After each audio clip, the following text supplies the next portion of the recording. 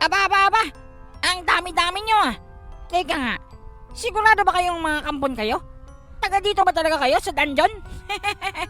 Mukhang mga tendero kayo sa palengke ah! Kakaya mo, kamukha mo yung tendero ng talakitok doon! Hoy, ano bang balak nyo sa amin? Bakit bang inaabangan nyo kami dito? Kung ayaw nyo kaming naririto, bakit hindi nyo na kami hayaang makaalis? Pagkatapos namin kunin, yung mutya ng unyango. Alam nyo, I hate violence. Ayoko nang nananakit ng kapwa. Lalong-lalo na naman kagaya nyo. Kawawa naman kayo. Nandito na lang kayo sa ilalim ng lupa. Para kayong mga duwende na nasa malaking punso. Nasa ilalim kayo ng kabundukan eh. Hindi yata talagang marunong tumigil ang bunganga ng isang yan. Kanina pa siyang salita ng salita dyan. Sino bang kinakausap niya sa atin? Ikaw ba? Aba, malay ko. Parang sa'yo nakatingin eh. Baka naman kayong dalawang magkakilala. Parang ikaw ang kinakausap eh. Bakit ako? Baka itong isa. Baka siyang kinakausap niyan. Uy, kilala mo ba ang lalaki yan? Ba, malay ko dyan. Ngayon ko lang nakita ang ulupong na yan. Isa pa, hindi yatang matino ang pag-iisip niyan. Narinig mo ba mga sinabi sa atin? Teka, kailan ka pa bang naging tindero sa palengke? Hoy, kayong tatlo. Aba, nakukuha nyo pang mag-usap-usap. I'm talking to you. Hindi ba kayong naturuan ng mga nanay nyo? Masama yung ginagawa nyo. Aba, pambabastos yan sa mga bisita nyo. Paring Kulas, mukha yatang hindi ka naman nilang pinapansin. Sino ba kasing kinakausap mo? Bakit yung kang nakaharap? Andun sila? Teka, akala ko sila yung tinitingnan ko. Loko-loko, salamin niyang tinitingnan mo. Kaya kahit ako, nagtataka kung sino ang kausap mo dyan. Ayun yung tatlo nalulito na rin. Uy, mga linti kayo. Pinaglololoko niyo ba kami? Pinaglalaroan niyo ba kami at pinagkakatuwaan? Lalong-lalo ka na ungas. Kulas nga ang pangalan ko at hindi Ungas. Aba, hanggang dito, Ungas ang tawag nila sa akin. What a pathetic name. Paring Imeno, ano bang inaantay mo? Hindi ba? Yan yung mga kuko sa mga dalagang kasamahan natin. Sige ka. Kapag hindi pa natin tinapos ang tatlong yan, aba, sige ka. Baka madali niyan si Baby Diana ko at si Baby Bing mo. Maunahan ka pa. Narinig mo naman siguro ang sinabi ni Ninang. Pangunahing punterian ng mga kampo na yan, mga berhen. Oo nga natatakot nga ako. Baka pati ako kunin nila. Hindi mo yatang naitatanong, virgin din ako. Mas virgin pa nga kayata ako kumpara dyan kay Bibibing at saka dyan kay Bibi Diana mo. Tingnan mo ang hetsura ko. I'm so innocent. Oo nga, paring Imeno. Parang ang inosente mo. Yung bago pang madiskubre ang mga tao sa mundong ito. Teka nga, Senyor Ibarra. Gano'n bang magtatagal yung ginagamit nating aparato? Tingnan mo, parang kumikindat-kindat na lang yung mga ilaw. Oo nga, senyor. Magpipishing-pishing na lang yung mga ilaw ng oracle ko at aparato mo. Parang any moment from now, mawawala na yung besa. Baka kumilos na yung mga natitirang mga kampons. Kung kumikilos na kayo at tinutulungan nyo na sina Fred upang matapos ang mga kampon na hindi makagalaw, di sana wala na tayong alalahanin pa. Bakit ba kasing nakaharap kayo dyan sa salamin? Ano bang gusto nyong dalawa? Kasi, ang sabi sa akin nitong sinilta ba kanina, ang mga vampira daw, walang refleksyon. Kaya naman nakala ko tunay itong tinitingnan ko. Bakit may refleksyon yung mga kampo na yan? Hindi ba dapat wala din silang refleksyon kasi mga nahi sila ng vampirang palyado? Hoy, magdahan-dahan ka sa sinasabi mo. Parang hindi mo kaming kaharap dito. Anong palyado ang sinasabi mo? Anong tinatawag mo na lahi ng vampira? Isa pa, hindi mo bang napagtatanto kung ano ang sitwasyong kinalalagyan nyo dito? Kung makapagsalita ka, akala mo hindi kayong nahaharap sa kamatayan. Isa pang baling salita mo, isa pang pagkilos, ikaw na ang uunahin kong tapusin. Mag-iingat ka. Kahit pang ganyan ang ginagawa niya, mukha yatang mapanlin lang ang isang yan. Isang pagkakamali lamang natin. Baka malagay tayo sa alanganin. Tayo malalagay sa alanganin. Aba, kahit ano pang panlilinlang at panlilito ang gawin niyan sa atin, hindi akong matatakot. Hindi tayong mahuhulog sa kanilang mga mabababaw na patibong at panlilinlang. Tayo ay parte ng natataas na uri ng kampon. Tayo ay kabilang sa mga tinatawag na mga Biskonde. Alam mo naman siguro, anumang kakayahan ng mga tinatawag nilang antingero at may karunungan sa ibabaw na lupa ay hindi uubra sa atin. Kung pisikalan lang naman. Ikinagagalak ko sino man ang maghamon sa akin dahil hindi ko silang uurungan. Mukha yatang tama ang mga nakasaad sa aklat. Hindi silang tatablan ng anumang pag-atake na may kinalaman sa inkantasyon at mga ritual na nagmula sa karunungan ng mga engkanto at mga antingero. Kanina ko pang sinusubukang magpalipad hangin upang sana mapinsala ang tatlong yan. Ngunit hindi umi-epekto sa kanila anuman ang pagsubok ko. Hindi gumagana sa kanila ang mga tigalpo. Mag-iingat ka, Ninang. Tandaan mo, kasama ka sa mga dalaga na naririto na maaari nilang puntiryahin. What? Dalaga ang paningin mo kay Nenang? Umay! Paringkulas, did you hearing what he's saying? Oo nga, dalaga daw si Ninang. Oh my! Sabi ko sa'yo, Sir Ed, huwag kang masyadong kakain ng gulay na kamuting dahon. Tingnan mo, pati yung paningin mo may gulay na din. Nanilinlang ka na ni Ninang. Aba, for all I know, baka nga mas matanda pa yan sa unang sentimo na nadiskubre sa mundong ito. No hard feelings, Ninang. Pero, gaano ka na ba talagang katanda? Isa pa, tingnan mo, kahit yung mga kampon, mukha yatang nahihilig sa'yo. May asim pa ang tita mo. Oo nga naman, Sir Ed. Tingnan mo, mukha yatang may kuribal ka pa kay Nenang. Mga lintik kayo. Ako na naman ang nakita nyo. Bilisan niyo! Umilag kayo dyan! Kulas, Jimeno, ituon niyo ang inyong atensyon sa mga kalaban. Nag-uumpisa na silang kumilos. Hindi sila mag-aantay ng oras na handa na kayo.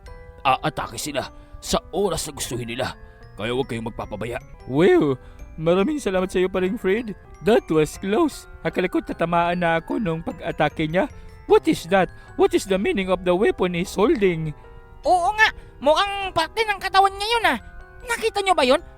Una naging kamay, tapos biglang nag-transform, naging patalim. Wow!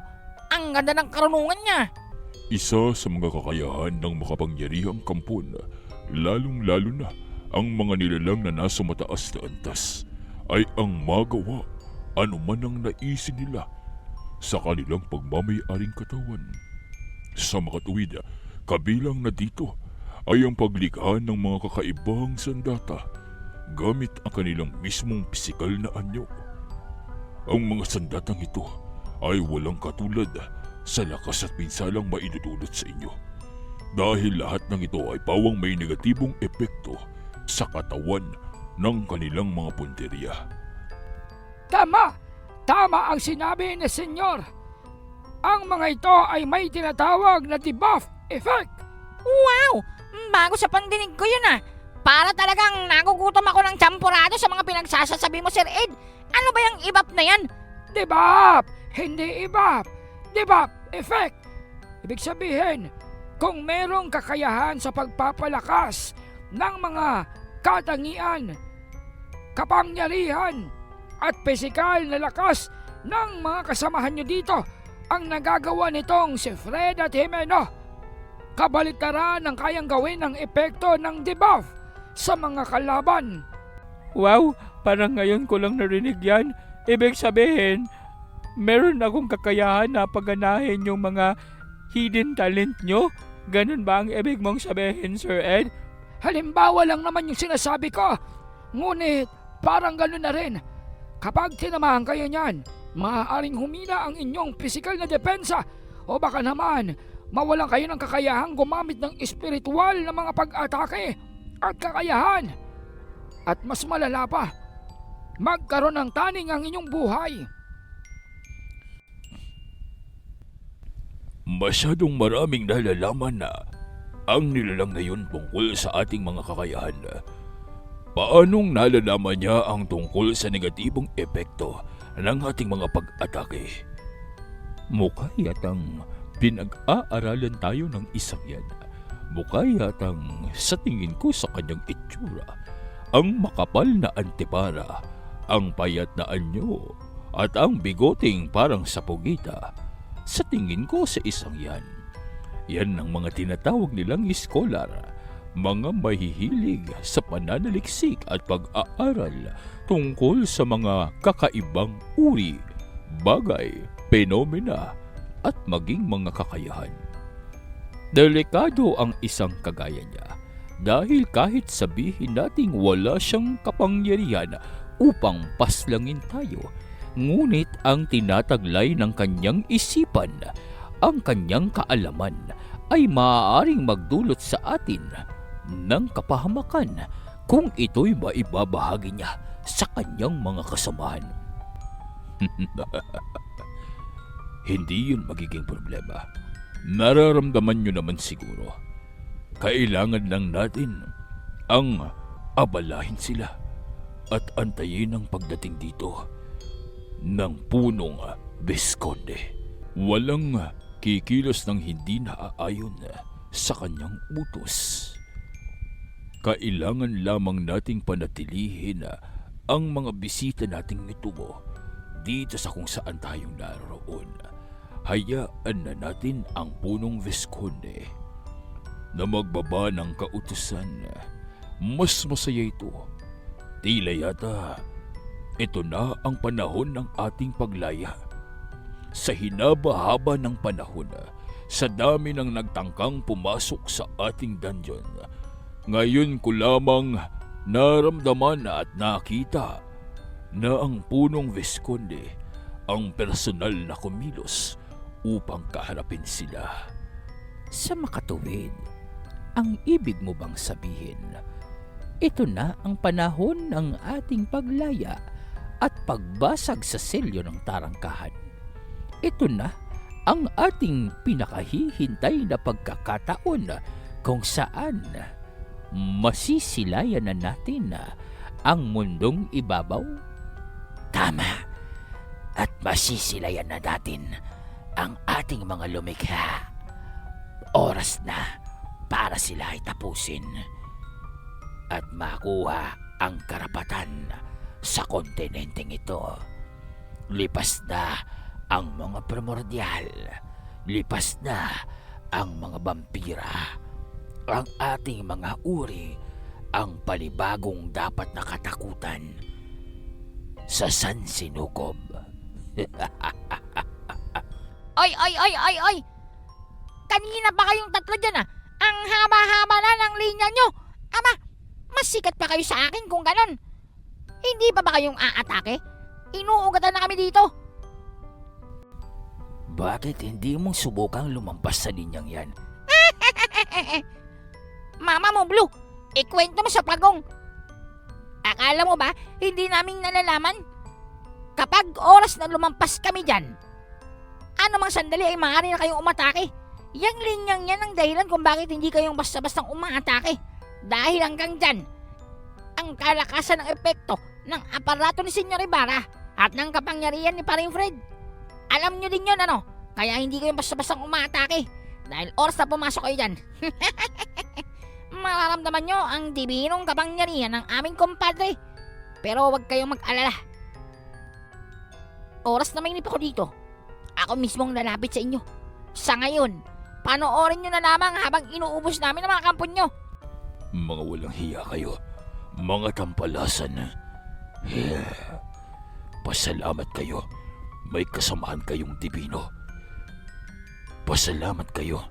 Kasama nyo ang lalaking yan. Dahil kung hindi, kanina pa namin kayong inatake. Eh di, salamat. Ang dali kong kausap, ano? Thank you. Arigato. Ano ba bang gusto mo? Nye. Lapitan mo kaya ako dito. Ayan oh, lumabas ka lang dyan sa ilaw na yan. Sige ka, baka mawala ako dito. Hindi mo lang makain ako. Hindi mo lang mainom ang dugo ko. Paring Kulas, hindi naman silang kumakain. Humiinom lang sila ng dugo, hindi naman silang haswang. Uy, Manong, hindi ka pa bang susugol dito? Hindi ka bang napipikon sa mga pinagsasabi sa'yo ni Paring Kulas? Hindi ka bang naaasar sa ginagawa sa'yo ni Paring Kulas? Tatapakan niya na kasi yung pagkakampon mo. Walang problema doon. Kung inaakala nyo na hindi namin kayong kayang atakihin dahil sa mga ilaw na nakapalibot sa inyo, pues nakita nyo naman siguro kung paano namin kayong inatake kanina. Tama sila. Hindi nilang kailangang tumawid sa liwanag na yan. Tingnan nyo ang kanilang mga kamay. Maya-maya pa, makikita na ang mga kamay at braso ng dalawa sa kampon na naroroon ay muling nagbago ng anyo at naging tila bang mga pana ito, kung saan naman mismong tila bang ang kanilang katawan at parte ng kanilang mga buto ang naroroong ginagamit nila bilang kanilang mga palaso. Napakabilis ng paglikha nito ng mga palaso na animoy gawa sa kanilang mga sariling buto na naroroong agad nilang pinakawalan upang tamaan at salakayin itong Silakulas. Hindi silang kagaya ng ibang mga nakaharap nitong Silakulas.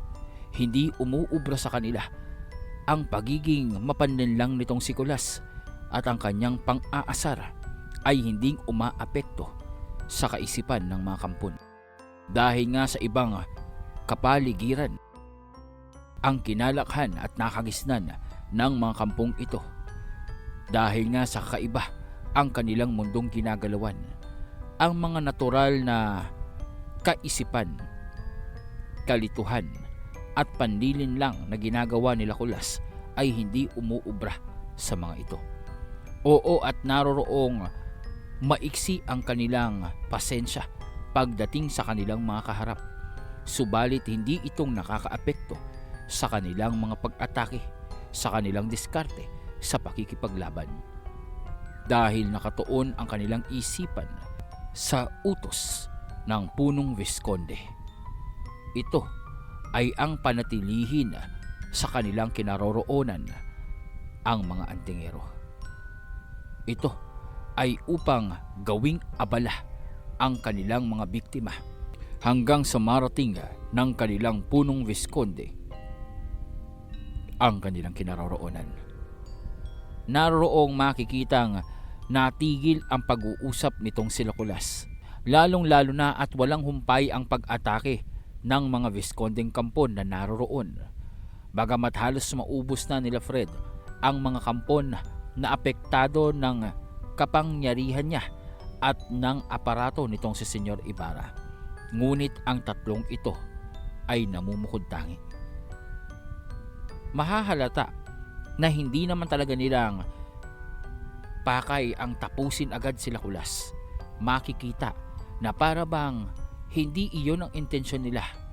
Dahil kung tutuusin, kung gugustuhin nila, kayang-kaya nilang patayin ang ilan sa mga naroroong antingero gamit ang kanilang pag-atake.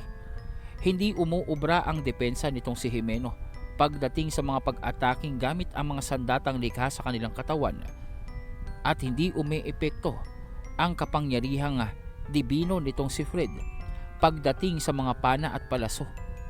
Oo, at banal ang kapangyarihang taglay ni Fred. Ngunit sa kung anumang kadahilanan, kahit pang makikita na apektado ang mga pag-ataking ginagawa ng mga kampon, lumulusot pa rin ito. Animoy may sariling buhay ang mga palaso na kahit pang mapinsala ito ni Fred gamit ang kanyang kapangyarihang dibino na naroroong halos malusaw na ang bawat palasong tatagos sa kanilang depensa. Subalit, sa oras na makalusot kahit na ang kaunting hibla lamang o parte ng mga pag-ataking ito, muli itong nabubuo at mas malakas na sumasabog sa loob ng kanilang depensa. Ganito kalakas at ganito ang estilo ng pakikipaglaban ng mga kampon. Organisado, mapagmasid sila at hindi silang ura-urada kung umatake. Wala silang pakialam kung ilan man ang matapos nila Fred sa kanilang mga kampon na naroroon. Tila yatang iyon ang gamit o iyon ang silbi at layunin nila kung bakit kasama nila ang mas mabababang uri ng kampon. Ito ay upang maantala ang direktang pag-atake sa kanila ng mga kalaban. Ito ay upang makita kung hanggang saan nga ba ang kakayahan ng kanilang mga katunggali at lalong-lalo na, ito ay upang mas patagalin pa ang kanilang labanan hanggang sa sapitin ng punong Visconde ang kanilang kinaroroonan. Ngunit ito ay agad na napansin ni Senyor Ibarra, maging nitong si Apo Gildas. Tila yatang nahalata nila na ang mga ginagawa ng mga kampong ito ay hindi pagpatay kundi pag-aantala sa kanilang pag-usad. Mukha yatang may iba pang plano ang mga kampo na yan. Mukha yatang pinananatili nila tayo dito sa lugar na ito at hindi nilang papayagang makausad.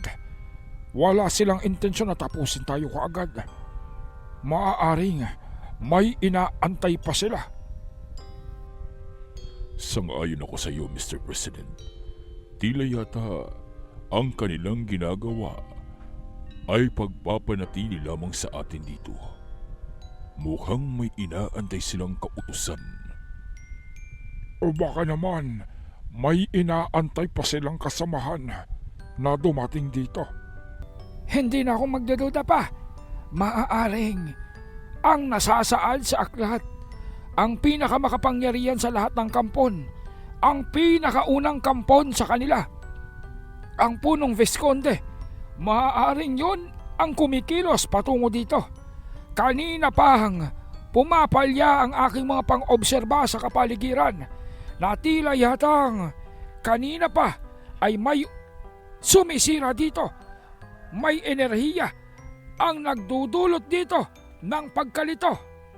Nawawasak ang aking mga wards. Nawawasak ang aking mga inilagay na pang-obserba sa kapaligiran. Delikado ito. Kailangan nating madaliin ang pag-alis dito. Isang perpektong lugar ang ating kinaroroonan upang isagawa nila ang pag-ambush sa atin. Wow! Kahit ang aking mga pag-atake, mukha yatang kayang-kayang sanggain ng mga kampon na ito ang mga alipores ng tatlong yan, Kahit hindi sila makakilos dahil sa epekto ng aparato, tila yata may kusang pagdepensa ang kanilang katawan, Nagkakamali ka, Chief. Hindi ito dahil sa depensa ng kanilang katawan, kundi dahil sa epekto ng kapaligirang ito. Tandaan mo, ang isa sa kanila, ang kapangyarihan, ay kayang kontrolin ang kapaligiran ng dungeon. Kaya naman hindi ako magtataka. Kaya niyang palakasin ang depensa ng kanilang mga kasamahan maski pang hindi silang kumikilos sa kanilang kinaroroonan. Oo, at naitaas ni Fred at nitong aparato ang depensa natin. At ang dibinong liwanag na pumapaikot sa atin ay nagpapanatili upang malimitahan ng kanilang mga pag-atake. Subalit hindi itong nangangahulugan na hindi nilang kayang tumagos sa ating depensa. Sabi ko na sa inyo, hindi kagaya ng mga nakalaban na natin. Hindi kagaya ng mga nakaharap na natin ang mga kampong ito. Dahil para sa kanila, ang eksistensya ng mga karunungan na nagmula sa mga orasyon, ritual at kaalaman na ibinahagi ng mga engkanto ay hinding iepekto sa kanila dahil na rin sa kanilang katangian na nagmula pa sa mga primordial. Kailangan nating makaisip ng ibang kaparaanan. kailangan nating maisagawa ang ating orihinal na plano. Alam ko yun, ha? Hindi mo kailangang ipaalala sa akin. Ngunit akala mo ba, ha? Madali ang sinasabi mo? Oo, malinaw ang plano natin. Pero, paano mong dudukutin ang puso ng tatlong yan, ha? Para silang mga kalamay kung magdikit-dikit, ayaw maghiwalay, ha? Parang pinoprotektahan nila ang bawat isa sa kanila. Dahil yun naman talaga ang kanilang intensyon. Gusto lamang nila ang panatilihin tayo dito para sa kanilang orihinal. Ibig nilang i-delay ang ating pag-usad para sa kanilang ingranding plano. Mukha yatang natutunugan na nila ang ating ginagawa dito. Masama ito. Tiyak na magbabago sila ng kanilang pagkilos at magpupumilit na makalayo sa lugar na ito. Hindi sila maaaring lumabas sa silid na ito. Tanging ito ang lugar para sa pagsasagawa at pagkabuo ng ating ritual sa pagwasak sa selyo. Dito kailangang dumanak ang dugo ng mga inosente. Sa mismong altar na ito, kailangang maialay ang mga puso ng mga birhen. Hindi sila maaaring lumabas dito. Kaya naman gawin niyo ang lahat upang mapigilan sila. Anumang sandali, darating na ang punong Visconde. Anumang sandali, lalayan na tayo at makikita ang liwanag ng kalangitan. Matapos sasabihin ito ng isa sa mga kampon na naroroon, nagpalit ng anyo ang mukha ng tatlong ito. Mula sa tila bang mga perpektong itsura ng mga tao bilang may katangian ng vampira. Nagbago ito ng anyo kung saan ang kanilang bunganga ay halos abot tenga na kapag ngumingisi. Ang lahat ng kanilang mga ngipin ay tila bang matatalim na itim na pangil. Tama ang sinabi nitong si Kulas sa deskripsyon at inaasahan niya mula sa mga kampon. Dahil maging ang mga mata nito naroroong nanlilisik na purong itim at unti-unti naging purong puti ang kanilang mga balat. Nalagas ang mga buhok ng mga kampong ito at naroroong tumambad sa kanila ang mga malalaking uri ng Visconde, ang tunay na anyo ng mga kampon. Ang malahalimaw na mga katawan nito, naglalakihang mga braso at binti. Ang napakataas na pagtindig nito, ang mahahabang kamay na parabang umaabot sa lupa, at higit sa lahat, ang mukha nito na nakakatakot kung saan wala ng ilong. Itim na itim ang mata at naroong nagdurugo ang kanilang bibig habang umingisi. Sabi na nga, tama yung inaasahan ko sa mga itsura nila. Yan ang tamang itsura ng mga kampon, hindi yung mga perpektong parang mga hugis artista. Hoy, kayong tatlo, ano, napikon na ba kayo? Naubusan na ba kayo ng pasensya at nagpasa na kayong sumugod dito? Kami, baby boy, nakahanda na kaming labanan kayo. Aba, mabuti naman at tinigil nyo na yung pagpapaulan ng mga palason nyo na nakakadiri. Aba, parang binabato nyo yung sarili nyong mga buto-buto. Maganda ka na, Kulas. Dahil ito na ang ipinapangamba ko. Ang kanilang tuluyang pag-atake sa atin. Tandaan nyo, hindi uubra sa kanila ang aking depensa kung paulit-ulit ang gagawin nilang pag-atake. Mababasag at mababasag ito. Kaya kailangan nyo silang pabagalin. Kailangan nyong ibagsak. At kung maaari, kailangan nyong tapusin habang itinataas ko ang antas ng aking depensa. Susubukan ko gamitin ang lahat ng aking natitirang lakas upang pigilan ng kanilang pagsugod. Ngunit oras na mabasag ito, magpapalit ako mula sa depensa patungo sa opensa. Kaya naman, kailangan niyong sumabi sa akin. Nonoy, ito na ang pagkakataon mo. Ito na ang oras upang masubukan mo ang bunga ng iyong mga pagsasanay. kailangan nating mapabagsak isa man sa kanila. Dahil kapag nangyari yun, mapipilayan sila at hihina ang kanilang puwersa. Areglado kayo, Fred. Akong bahala. Susubukan kong pabagsakin ang isa sa kanila. What a condiment! Yan ang sinasabi ko sa'yo. Dapat may tiwala ka sa kalakasan mo at sa sarili mong makakayang gawin. Hoy, Nonoy, ipakita mo dito ang sinasabi mong kasanayan mo na itinatago mo. Ayusin mo lang ang sarili mo at huwag kang iisa pantalon mo, ha? Oy, Nel Taba, ikaw naman kahit hindi tayong close, huwag ka nang iipad pa dyan at ayaw namin na dumanak ang dugo mo dito. Doon ka na lamang sa likuran. Hayaan mong kami na ang humalap sa kanila. Let the big boys do their job. Ngayon, oras na yata para gamitin natin ang ating kakayahan, amoy lupa. Akala ko hindi mo na akong kakausapin pa. Ito na ang pagkakataon mo, iho. Ito na ang pagkakataon upang pakawalan mo ang lahat ng enerhiyang naipon natin.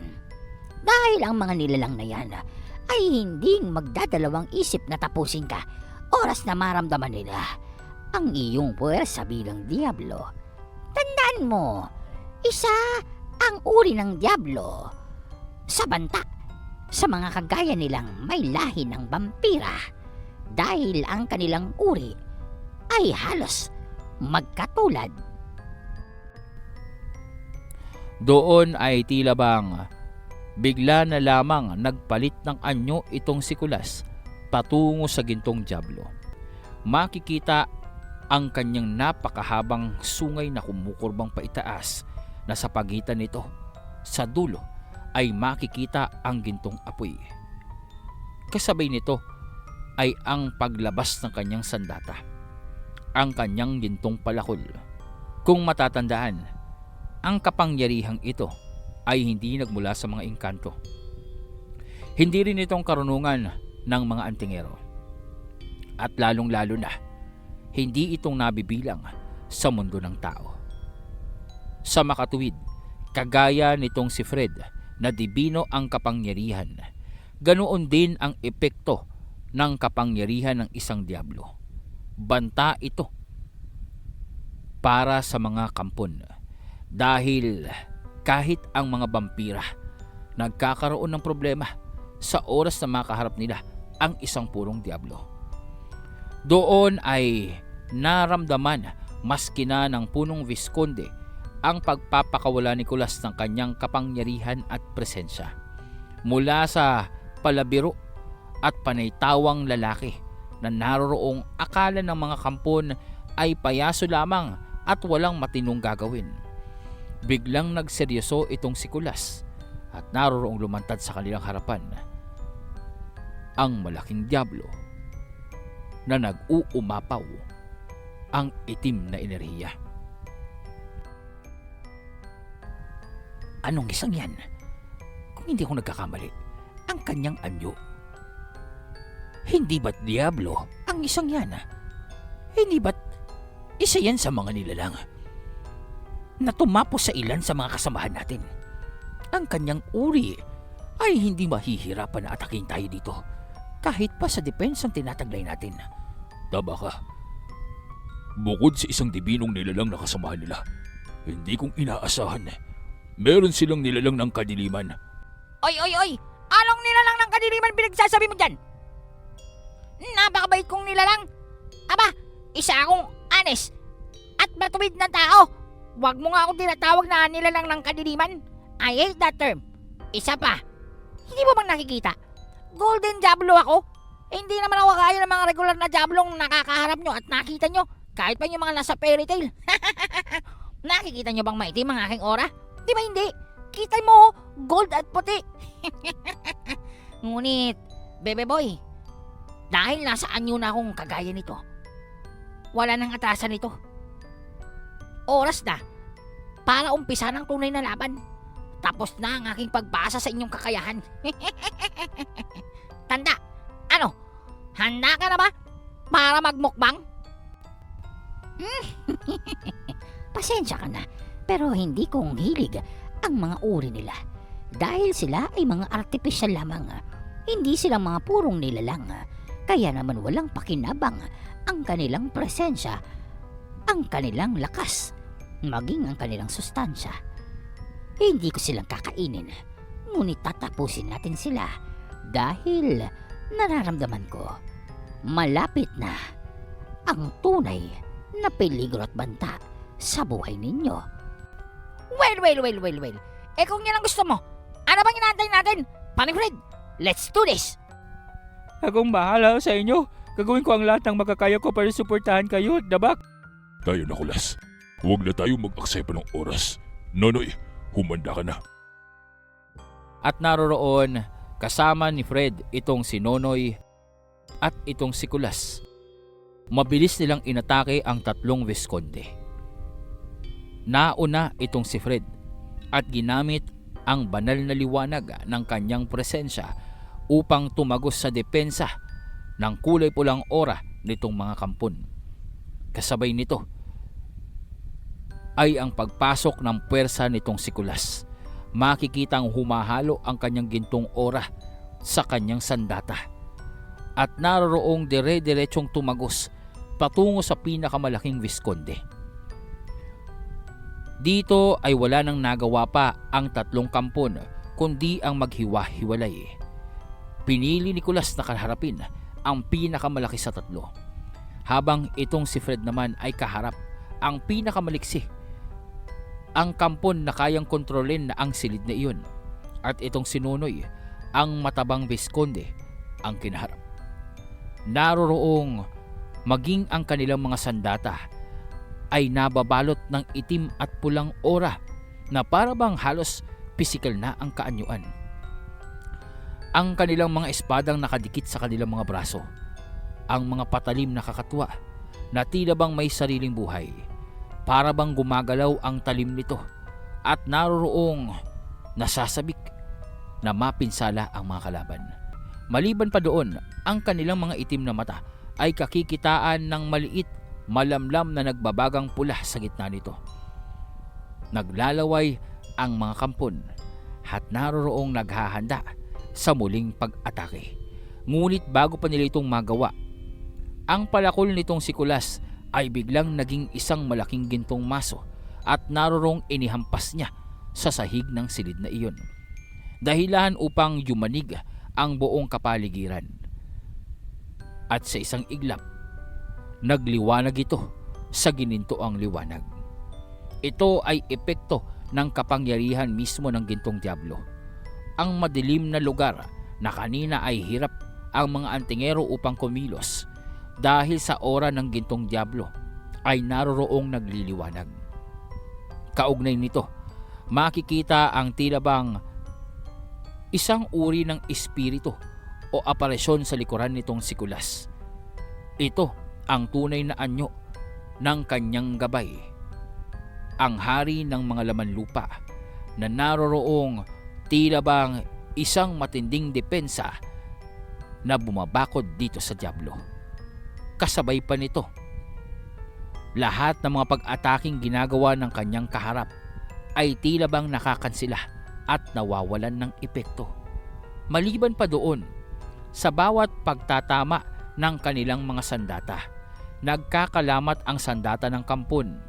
Nararamdaman ito mismo ng Visconde dahil ang negatibong epekto ng itim na kapangyarihan ni Kulas bilang diablo ay mas mataas kumpara sa kanyang tinataglay na kapangyarihan ng isang kampon at vampira.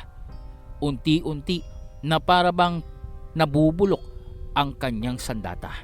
Unti-unti kumukulubot ang kanyang balat na para bang nagmimistulang katawan ng puno. Natutuyo ang buong katawan ng kampon. Ito ay sa kadahilanan ng epekto ng kapangyarihan ng hari ng mga laman lupa, kung saan unti-unting inaabsorba ang buhay ng kalaban at inililipat patungo sa sandata nitong si Kulas. Marahan ay napansin ng kampon na bumabagal ang kanyang pagkilos. Marahan na tila bang ang kanyang mga kamay at paa ay nahuhuli ang pagtugon sa kanyang kagustuhan hanggang sa naroroong hindi na siyang makagalaw pa. Anong nangyayari? Bakit hindi ko nang maramdaman pa ang aking katawan? Anong ginawa mo sa akin? Ano ito? Anong kapangyarihan ito?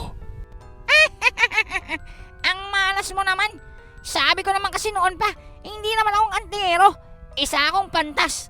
At ang aking karunungan ay nagmula sa kalikasan. Hindi sa kung ano pa mang kagaya ng mga engkanto yan. Kaya naman wala kang depensa pagdating sa akin, baby boy. Ang iyong life force. Tama ba ako dun? Yun yung sabi sa akin ni Sir Ed eh. Well. Basta, ang pwersa ng buhay mo, di ba? Tagalog? Ay unti-unting inabsorban ng aking sandata. Tingnan mo to. Nangingintab ang aking palakol. Oras na para paalam ka sa mundong ibabaw. Ilalim. Basta, dito sa bundok. Say goodbye, baby boy. This is my final attack for you. Sandali lang. Mga kasama, tulungan niyo ako. Hindi ako makakilos. Huwag ka mag-alala. Poprotektahan kita. Mukha yatang nakakalimutan mo. Naririto ako at ako kaharap mo. Kaya huwag kang makikialam sa ginagawang laban sa baba. Malas. Ayaw kong tantanan ng dibinong ito. Ano taba? Napapagod ka na ba? Mukha yatang hinihingal ka na kanina. Tila yata hindi mo kayang sabayan ng leksiko. Pag-antay ka lamang. Dahil oras na maabutan kita, lalamunin ko ng buo ang iyong espiritu. Yan ay kung maabutan mo ako. Isa pa, mukhang pabagsak na ang pinuno nyo. Sinong pinuno? Hindi siya ang aming pinuno. Kung hindi siyang pinuno nyo, abay sino? Ibig mong sabihin, itong malaking bakulaw na ito, ikagaya mo lang? Tumpak, mas mataas ang katungkulan ko sa kanya. Kaya kahit tapusin mo siya, hindi itong kawalan sa amin. Dahil marami pa ang katulad namin. Kahit maubos kaming tatlo dito, papalitan lang kami ng iba pang mas malakas na naroong natutulog lamang at nag-aantay ng kanilang pagpukaw. Edi, goodbye. At naroroong walang ano-ano ay hinampas nitong sikulas ng kanyang maso ang kampong kaharap niya. Nabasag ang katawan nito dahil na rin sa pagkaubos ng kanyang puwersa at kapangyarihan. Naroroong parang bato na nagkadurog-durog ang kampong kaharap ni Kulas at nawala ng buhay. Kasabay nito, ang kanyang maso ay naging palakol at agad na inihagis sa kalaban nitong si Nonoy. Dahil nga sa labis-labis ang puwersang naabsorban nito sa pakikipaglaban sa kampon, hindi maawat itong si Kulas sa pag-atake na para bang nagwawala, naguramentado at umiiral ang pagkadyablo. Naroroong inatake nitong si Kulas ang matabang kampon na kalaban nitong si Nonoy at naputol ang braso nito at bumagsak sa lupa. Kasabay nito, ang palakol nitong binata ay naroroong naging sibat at agad na tinamaan naman ang kalaban nitong si Fred. Dahil sa epekto ng dibinong kapangyarihan ni Fred, tila bang ginagamit ito ng gabay nitong si Kulas upang mas paigtingin pa ang kapangyarihan ng kanyang kasamahan. Mas palakasin pa ang kapangyarihan ni Kulas. Dahil kung matatandaan, isa sa epekto ng kapangyarihan nitong si Fred gamit ang 7 pakpak ng kalangitan ay ang pagpapalakas sa kanyang mga kasamahan o ang tinatawag nitong si Sir Ed na amplification skill, kung saan dinadagdagan ang potensyal ng kapangyarihan ng naaapektuhan nito. At sa sitwasyon ni Kulas, dahil nga sa naging gintong diablo siya, inabsorba niya ang halos 50% ng enerhiyang pinapakawalan ni Fred patungo sa kanyang mga kakampi. Sa makatuwid, sa madaling sabi, ang gintong diablong kaharap ng mga kampon ay naglalaman ng dibinong enerhiya na nagmula sa kanyang kakampi. Ito ay naging posible lamang dahil si Kulas ay hindi purong diablo. Kaya naman hindi siyang apektado ng negatibong epekto ng dibinong kapangyarihan dahil sa sinasala na ito ng kanyang gabay upang gawing puro at dalisay na pwersang magagamit nitong binata. Ang ganang pakiramdam ko. Piling ko, kaya kong tapusin lahat ng mga kampon na naririto. Ayos na paring Fred ah. Ang ganda ng epekto ng kapangyarihan mo ah. Yan ba yung nagmula doon sa bataharang si Nixa? Hindi. Nagmula ito sa 7 pakpak ng kalangitan. Ang isa sa mga epekto ng pagpapalakas, pagpapanumbalik at pagpapahilom. Kaya naman, ganito ang nangyayari sa inyo nitong si Nonoy, pero hindi kong inasahan na gantong kalakas ang magiging epekto nito sa iyo. Kulas, tapusin na natin ang mga kampon. Hindi mo na kailangan sabihin yan. Dahil naririto na ako, ang poging sikulas, upang tapusin yung kaharap mong pangit. Hoy, ikaw, ito na ang huling araw at gabi mo. Mamaalam ka na. Ano ngayon? Tandaan nyo, hindi mapupuksa ang mga kampon. Mamatay man kami dito! Sinaksak nitong si Kulas ng kanyang sibat itong kampon na kalaban ni Fred. Ngunit, nang tamaan ito ni Kulas, bigla na lamang itong naglaho. Dito ay biglang naging alerto ang lahat dahil makikita ang kakaibang aura na naroroong naglalakad sa napakalaking pintuan. Makikita din itong kampon na kalaban ni Fred na halos mapatay na nitong si Kulas na naroroong nakaupo sa gilid ng pintuan. Unti-unting lumutang, unti-unting nag-umapaw sa kulay pulang aura at nanumbalik ang kalakasan. Mukha yatang nagkakasiyahan na kayo dito nang wala ako. Ito ba? Ito ba ang mga dayo mula sa itaas? Maligayang pagdating sa aking kaharian, mga taong tagalupa. Thank you, thank you. At sino ka naman? Panginoon, Punong Vesconde, maraming salamat sa pagdating mo. Ngunit paumanhin, napaslang na ang dalawa sa mga kasamahan ko. Huwag kang mag-alala.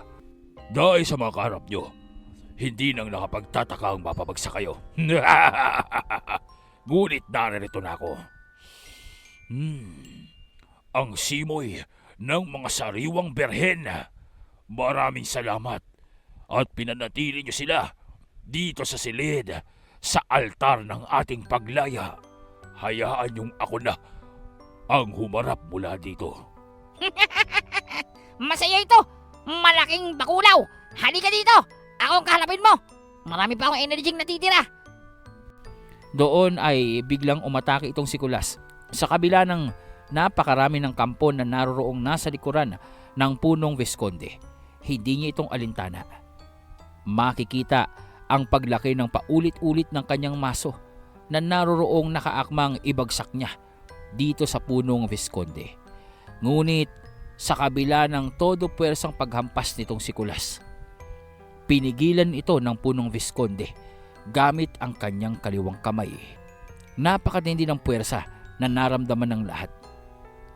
Ngunit para bang lahat ng ito ay inabsorba ng pinuno ng mga kampon. Ayos to ah! Napakalakas ng puwersa. Mahusay kang pumalo. Ito ang unang beses na naramdaman ko ang bigat ng isang sandata. At doon, biglang tumalim ang titig niya kay Kulas at tumilapon ang gintong diablo patungo sa kanyang mga kasamahan. Paring Kulas, are you okay? Hanip, ang lakas ng isang yun ah. Ibinuhos ko yung natitirang puwersa sa aking sandata pero nagawa niyang pigilan. Paring Fred, ibang usapan ng isang yan. Mukhang serious mode yan ah.